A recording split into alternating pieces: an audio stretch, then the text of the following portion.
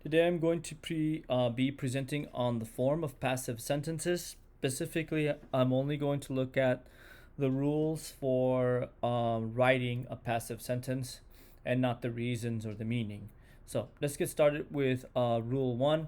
The first rule is that the object of an active sentence takes the subject position. So we move the object into the subject position. So here is my active sentence.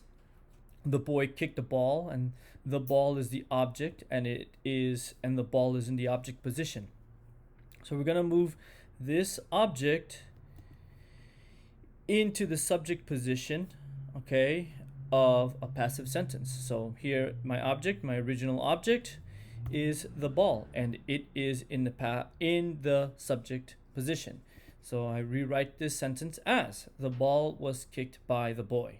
Okay, now that is a passive sentence. Let's talk now about what we do with the original subject of our sentences and how we deal with it. Well, there are two rules for how we deal with the original subjects, or what we call the agent, that is the person doing the action.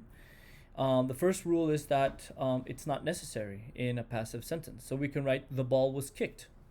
Okay, here we don't have the agent. Okay, we don't know who kicked the ball. It's missing. The third rule is that if the agent is present, it follows a by phrase. So we add by plus the agent. So the ball was kicked by the boy. So here now the original agent is in a by phrase. Okay, it follows the preposition by. Okay. Let's look at how we handle the verbs. How do we treat the verbs in passive sentences? The first rule is that we need to change a verb into the be plus past participle form. Okay, so if we look at this sentence right here, the boy kicks the ball. Okay, so here we have simple present kicks, and we take this kicks and we add the be verb plus we make the original kicks and we put it into the past participle kicked. So the ball is kicked by the boy. Okay, and this is a simple present passive sentence. Let's look at what happens with a simple past tense sentence.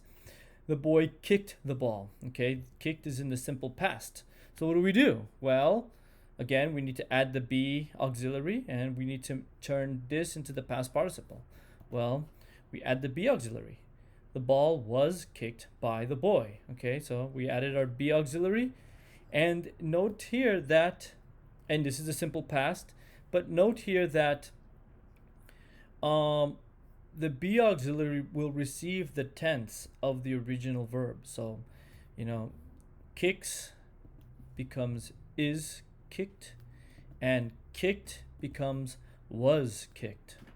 Okay, so note that the be auxiliary will receive the tense. Okay, the be auxiliary also will receive pluralization. So if it is a plural verb, then it'll be singular. If it's singular verb, then it'll be pluralized. So you are. Okay. Anyways, moving forward, let's do a little game. Let's look at some present and past forms of the passive. Take about 10 seconds to try to match these sentences, and then we'll do it together. Take 10 seconds.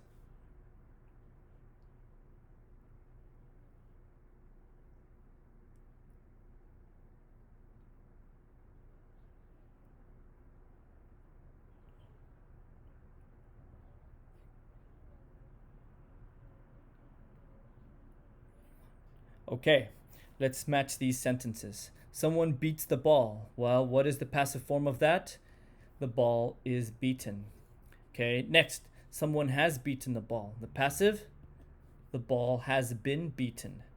Someone is beating the ball. The ball is being beaten. Someone beat the ball. Simple past. The ball was beaten. The past progressive. Someone was beating the ball.